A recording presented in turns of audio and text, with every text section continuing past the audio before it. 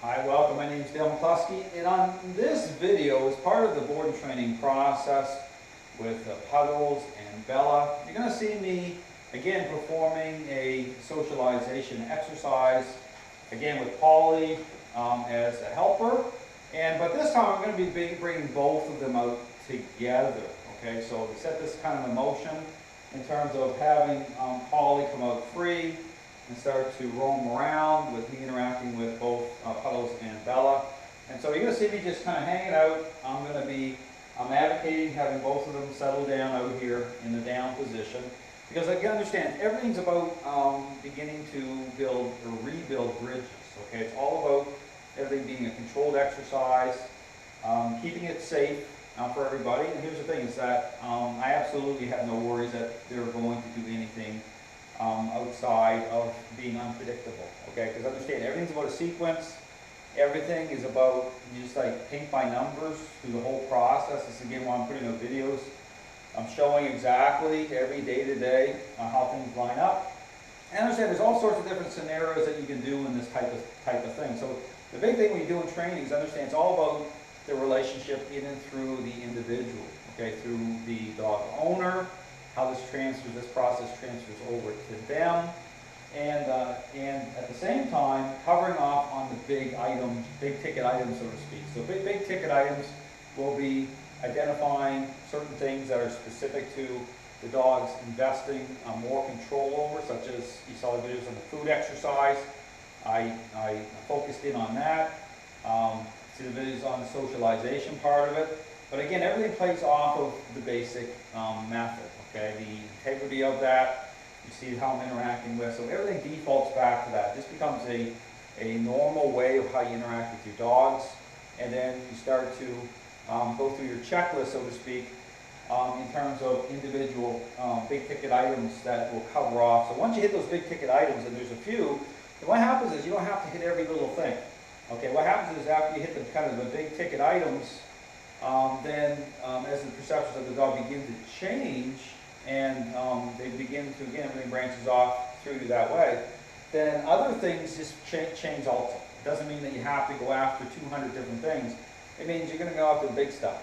Okay, just start to go through your checklist, advocate that way, and everything becomes easier and easier and easier. Perceptions change, and before you know it, you're over the hump.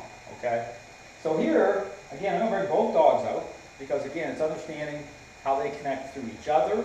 Okay, having that type of relationship that way, where I'm advocating being the pivot point, and so me being out here in the chair with them both at my side, the down position that represents that, with them beginning to release control, stress starts to release from them, and then beginning to make Polly part of the equation as well, with having her out and having her start to roam around. So again, this is all about just connecting dots and doing this, advocating the right way.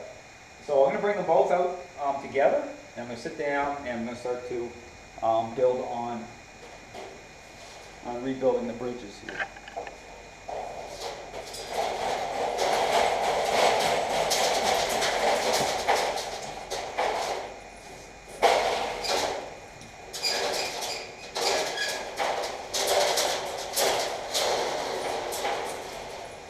Okay, get them on their leashes here. Same thing, I got both of them together here, but on either side of me. You see me coming out here. The same thing, if you watch the first video, okay, you see just how much more difficult that was. Okay, here, you see both of them start to default into the sit on their own. Okay, just for me, how I'm communicating through the leash, okay? Because it becomes becoming more and more agreeable. Okay, so again, I encourage you to go watch the other videos as well. You'll see the level of agreeableness increase on a daily basis. Okay, so here I'm still using the pressure collars to help, again, to gain leverage, be able to intercept their state of mind, but again, doing it in a proactive way. I'm not waiting and cranking and jerking on the collars. And when you're doing that, it means that you're not dialed in properly. Okay, this is about being dialed in properly.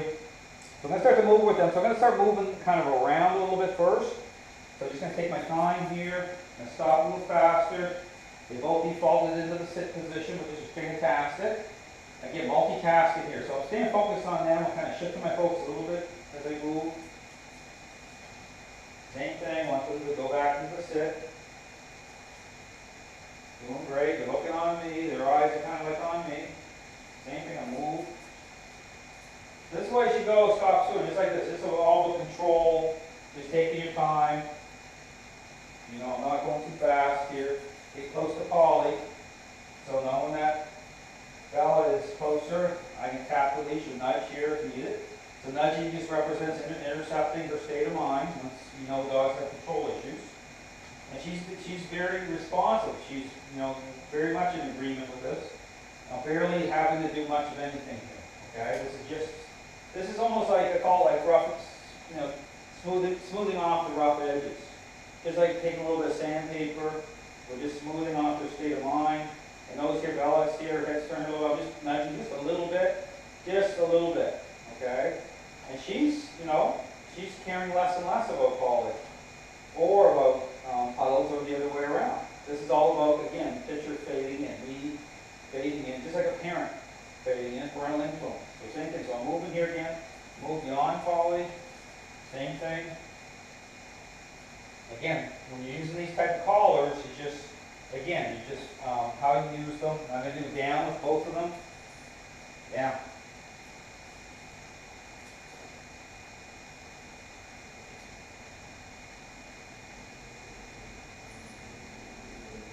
Sit.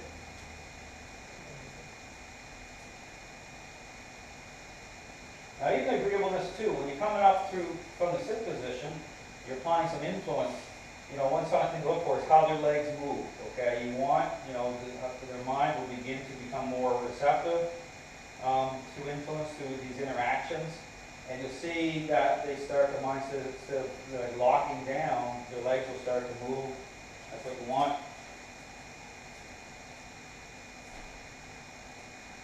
Same thing, I'm just moving around here a little bit.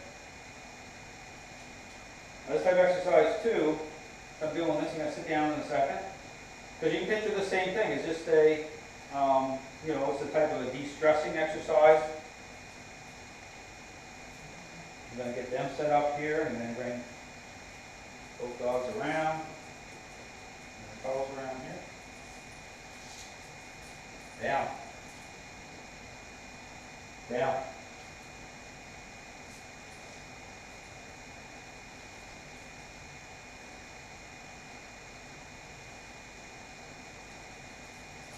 Now, same thing, I just want relaxation. And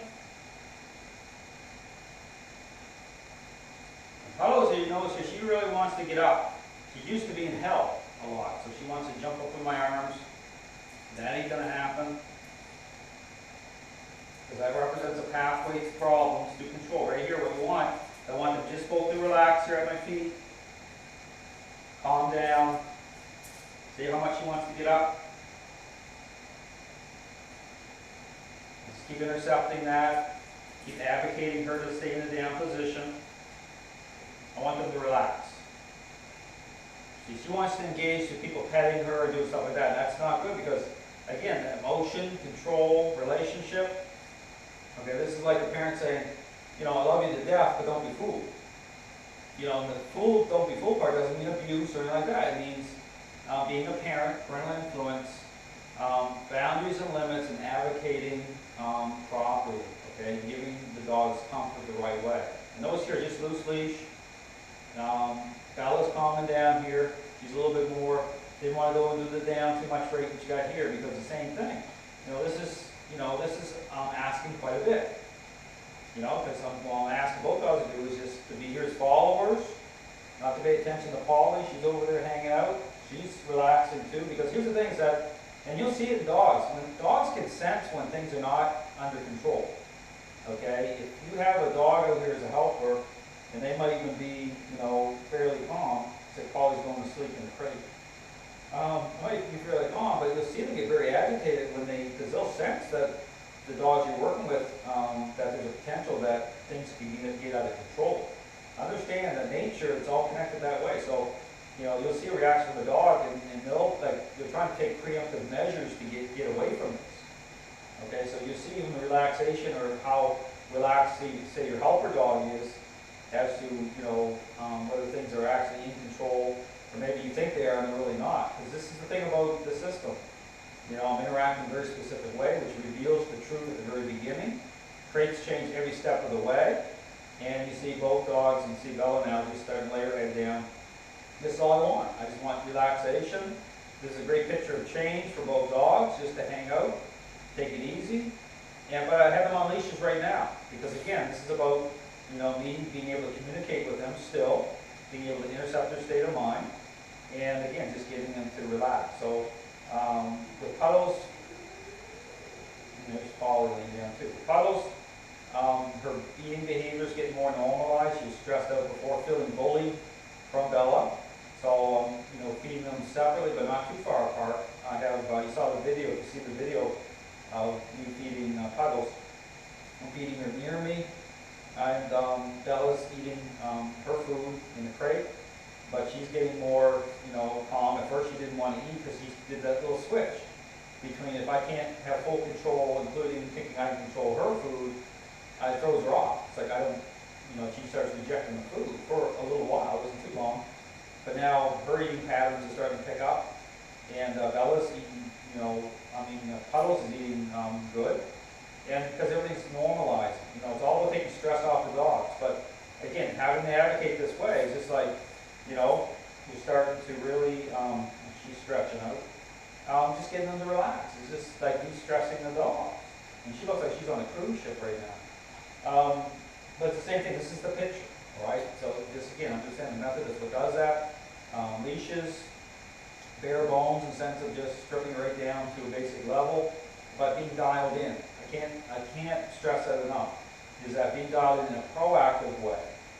Okay, if you're not proactive, then you're reactive, and then that can cause problems, because then the dog's perceptions aren't going to change the way you think, or you're deceiving the thinking the dogs are okay, and you might have a bad moment with them, and you feel blindsided, like, where did that come from? Well, that came from this type of idea of things that doesn't line up in terms of motivating dogs that way, assuming things using motivators. So I stay away from using motivating agents such as treats. Even control itself, it can become its own motivator. Think of the selfish child that goes to a certain parent. Here's the thing, once the child becomes selfish, right, that changes the context of how you're applying a certain idea. And so here it's about getting it down to a level where it's, as I say, interaction-based. And dogs coming to motivated, there's your motivator coming to agreement with specific interactions. But they can't be erratic. Understand, they have to line up. It's got to be, they're very specific. You watch my videos, how I do it, it doesn't represent confusion. The dogs understand the intent based on what those interactions represent, how I'm doing them. And so the interactions need to come together. They have to join up in a very specific way, and it changes the perceptions of the dog. But using a motivator, that can come later once you clean up the relationship. So once you get to a point where, say, with service dog training, you'll see how I do it. If you want to see the context of a motivator, watch some of my service dog training. Again, I do the same thing. I go through the whole 3-4 month process. And I encourage you to go watch it. I lay it out. Every day I'm putting out videos because I want people to see, full transparency, to see what the system of training really does. And so I put out all my content. And so there's nothing hidden. You can see the role of influence through the videos. And so you see change happening every day. And that's the good thing, is you go back to day one and rewatch the videos and just draw a comparison. You'll see it. You'll see the change happening day by day. So anyway, they're doing great. Just stop here in this part of the exercise. The next one will be Polly out roaming around here. So here, this is about bringing them both out together with Polly here and getting them to do like they're doing right now. Just relax, hang out, take it easy. Thanks for watching.